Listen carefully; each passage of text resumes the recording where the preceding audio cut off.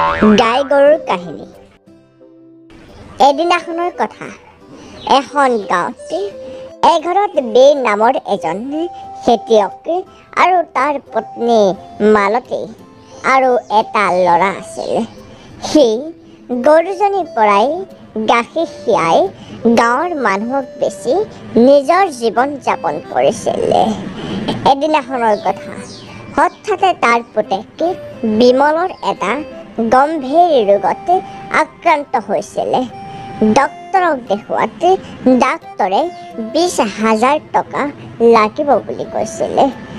কিন্তু খেতিয়কে দিব নোৱাৰাত বিমলক ঘৰলৈ ঘূৰাই আনিলে আৰু 20,000 টকা ক'ত পাব তাৰ চিন্তা কৰিব লাগিলে। তেতিয়াই বীৰ ঘৈণীয়েকে আহি তেওঁক ক'লে, হেৰি টকা যোগাৰ হ'লনে?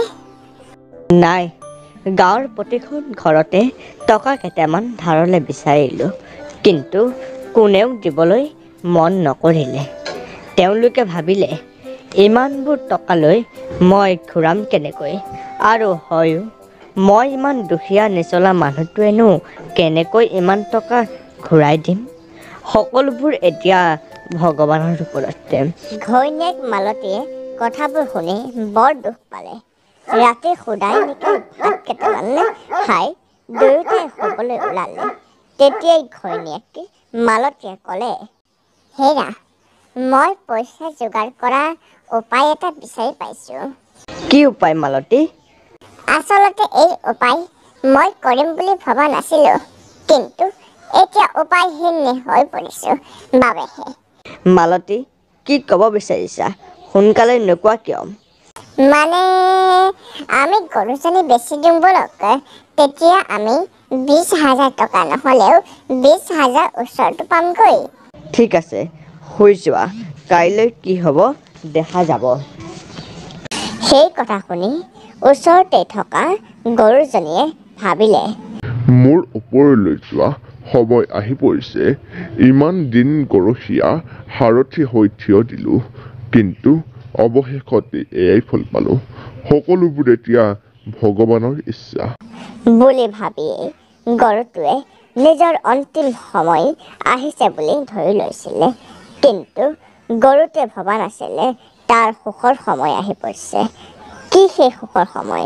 জানিবলৈ ভিডিঅ'টো সম্পূৰ্ণকৈ চাব। ৰাতিপুৱা গৰখীয়াই গৰুজনীক লৈ গৰু খোৱা মানুহ মিয়াসকলক বেচিবলৈ নগৰলৈ বুলি যাত্ৰা আৰম্ভ কৰিলে। নগৰলৈ যোৱা বাটতে এখন গম্ভীৰ হাবি পাৰ কৰিব লগা হৈছিল আৰু বাটতে সন্ধিয়া হ'বলৈ ধৰিলে।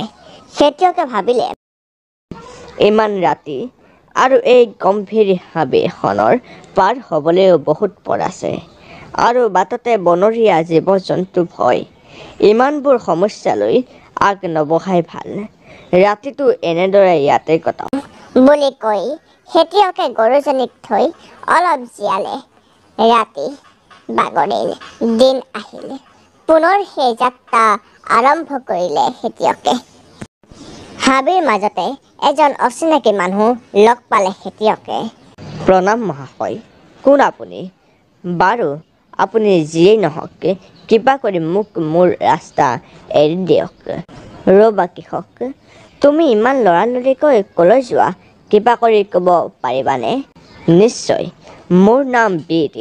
মই হাবিখনৰ মূৰতে থকা গাঁওখনৰ খেতিয়ক। কিন্তু আজি কেইবাদিনৰ পৰা মই মোৰ খেতি কৰিব পৰা নাই, কাৰণ মোৰ ল'ৰাটো গাৰ ভাল নহয় আৰু ডক্তৰক দেখুৱাতে ডাক্তৰে 20,000 টকা লাগিব বুলি কোৱাতে মই মোৰ মৰমৰ গৰুজনীক বেচি তাক চিকিৎসা কৰিম বুলি ভাবিছোঁ। মোৰ ল'ৰা। অঁ, তোমাৰ উদ্দেশ্য মানে গৰু বেচা? সেই বুলি নহয়, কিন্তু এতিয়া উপায়হীন বাবেহে। মই তোমাক 30,000 টকা দিলে গৰুজনীক মোক বেচিব পাৰিবানে? সঁচাকৈ? মইতো ভালেই পাওঁ। ইমান দূৰলৈ নগৰলৈ যোৱাতকৈ আপোনাক ইয়াতে বেচিবলৈ পাই। সেই বুলি কৈ খেতিয়কজনে মানুহজনৰ পৰা টকাখিনি লৈ আৰু গৰুজনীকে বিক্ৰী কৰি ঘৰলৈ যাত্ৰা কৰিলে। হেল্ল' বন্ধু বান্ধৱীসকলে, ভিডিঅ'টো সকলোৱে সম্পূৰ্ণকৈ চোৱাৰ বাবে ধন্যবাদ। আৰু আপোনালোকে ইমানলৈকে চালে যিহেতু এইকণো চাই যাওক। আজি এই ভিডিঅ'টোৰ পৰা শিকিবলগীয়া বিষয় এইটোৱে যে আমাৰ মাজত যিকোনো সমস্যা নহওক কিয় সেই সমস্যাৰ সকলোবোৰ সমাধান দি পঠিয়াই ভগৱানে। আৰু ভিডিঅ'টো সম্পূৰ্ণকৈ চোৱাৰ বাবে ধন্যবাদ। আৰু এই ভিডিঅ'টো লাইক, শ্বেয়াৰ আৰু ছাবস্ক্ৰাইব কৰি দিব। জয় আই অসম।